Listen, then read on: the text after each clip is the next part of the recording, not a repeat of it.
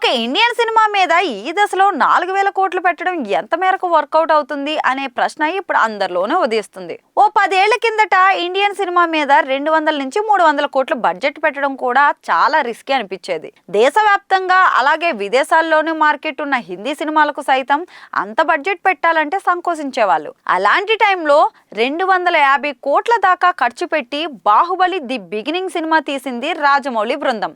గొప్ప అవుట్పుట్ రాబట్టినప్పటికీ ఈ cinema box office దగ్గర ఎలాంటి ఫలితం అందుకునిందో అని టీం ఎంతో కంగారు పడింది. ఆ సినిమా సంచలన విజయం సాధించడంతో బాహుబలి టీంలోనే కాదు మొత్తంగా ఇండస్ట్రీలోనే ధీమా వచ్చేసింది. అక్కడి నుంచి 100 కోట్ల బడ్జెట్ పెట్టడం కామన్ అయిపోయింది. ఇప్పుడు 500 కోట్లలో తెరకెక్కే సినిమాలు కూడా చాలానే కనిపిస్తున్నాయి. అల్లు అర్జున్ అట్లీ సినిమా బడ్జెట్ 800 కోట్లు అంటున్నారు. రాజమౌళి మహేష్ బాబు చిత్రం మీద ఏకంగా 1000 కోట్లు పెడుతున్నామని సమాచారం అందుతుంది. ప్రస్తుతానికి 1000 కోట్ల బడ్జెట్టే రికార్డ్ అనుకుంటూ వచ్చారు.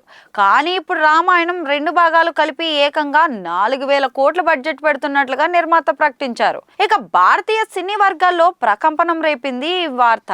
2 భాగాలైనా సరే ఒక ఇండియన్ సినిమా మీద ఈ దశలో 4,000 కోట్లు పెట్టడం ఎంత మేర వర్కౌట్ అవుతుంది అనే ప్రశ్న ఇప్పుడు అందరిలోనూ వస్తుంది.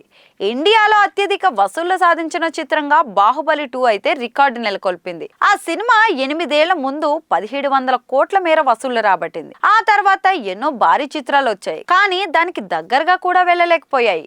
రాజమౌళి సైతం RRR తో ఆ రికార్డును కూడా కొట్టలేకపోయారు. బాహుబలి 2 స్థాయి హైప్ తెచ్చుకోవడం మరో సినిమాకు అసాధ్యం అనే అభిప్రాయం అయితే బలంగా ఉంది. ఇక రామాయణ కథకున్న పొటెన్షియాలిటీ, మేకింగ్ మీద ఉన్న నమ్మకంతో నిర్మాతలు భారీ బడ్జెట్ పెట్టడానికి పురుగొల్పు ఉండొచ్చు.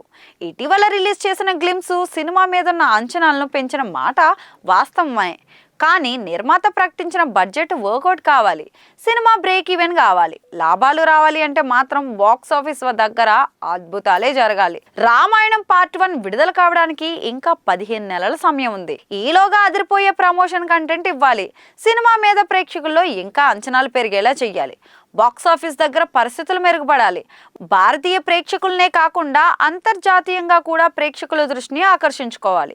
ఇవన్నీ జరిగి ముందు రామాయణం 1 బాక్సాఫీస్ దగ్గర బిగ్గెస్ట్ హిట్ కావాలి.